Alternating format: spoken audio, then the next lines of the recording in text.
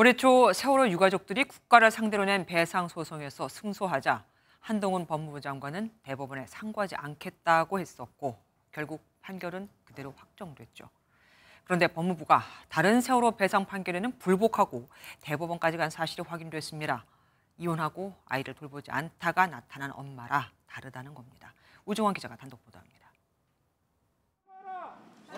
지난 1월 세월호 유가족 228명이 국가를 상대로 한 배상 소송에서 2심 재판부는 국가 책임을 인정하고 880억 원을 배상하라고 선고했습니다. 이 돈이 문제가 아니고 지푸라기를 잡는 심정으로 비록 민사재판이지만 증인을 법정에 세워서 진실을 규명해보자는. 당시 한동훈 법무부 장관이 직접 대법원에 상고하지 않겠다는 뜻을 밝혔고 판결은 그대로 확정됐습니다.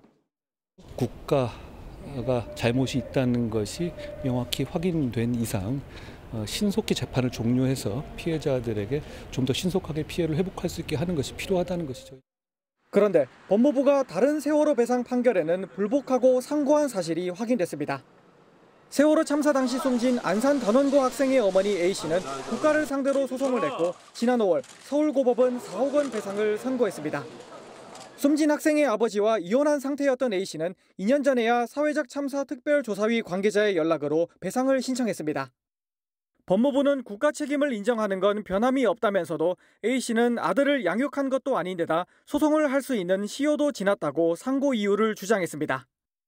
반면 유족 변호인 측은 법적으로는 상고할 수 있다면서도 국가가 시효를 가지고 이렇게까지 해야 하나 생각도 든다고 밝혔습니다.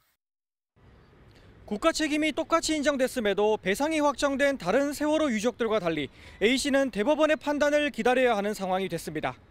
MBN 뉴스 우종환입니다. 안녕하세요. 김주하입니다.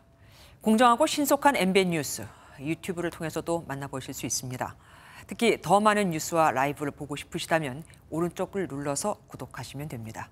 어렵지 않죠? 빠르고 정확한 뉴스로 계속 찾아뵙겠습니다. MBN 뉴스를 시청해주신 여러분 고맙습니다.